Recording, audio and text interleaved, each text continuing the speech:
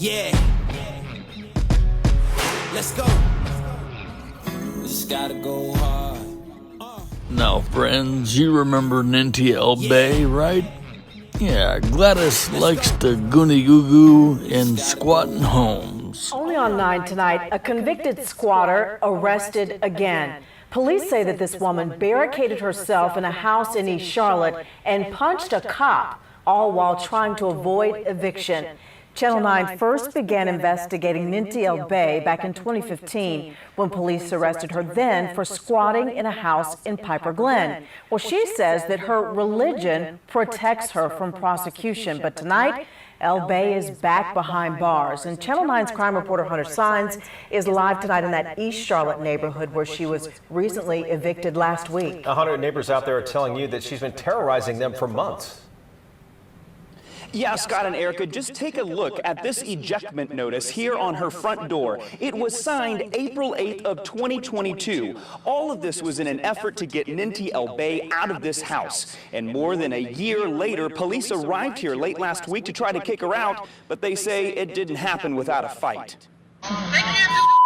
This woman, caught on camera by neighbors who say she threatened them several times, is behind bars. Her name is Ninti El Bey, a convicted squatter who was kicked out of this East Charlotte home last week, more than a year after being served an eviction notice. And then she had a big kind of witch's cauldron pot in the back that she would burn, you know. Mike Kowalski lives next door and says it was about time. You know, she's gone around the neighborhood a few times with a bullhorn, yelling at people to get off their indigenous property. Last Thursday, officers tried removing her from the home. They say she punched an officer in the eye, was pepper sprayed, then hid in a closet until an officer kicked the door down and arrested her. Well, maybe that's the thing that got her. She did that one dumb thing to swing at a cop, you know. This is how she's greeted Kowalski before. He even showed us where he says El Bey sprayed oil on his home.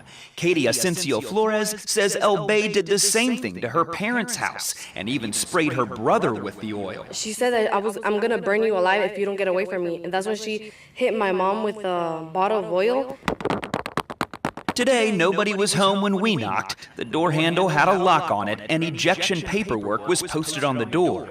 We've covered El Bey before, when she was arrested for trespassing after police say she was squatting at this Piper Glen home in 2015. A judge found her guilty in that case, and now she's facing similar charges years later, with another set of neighbors thankful. And Ninti El Bey is charged with trespassing, assault on a government official, and resisting arrest. She claims she is part of a Moorish sovereign citizen group. It is a group that law enforcement says is often tied to squatting incidents.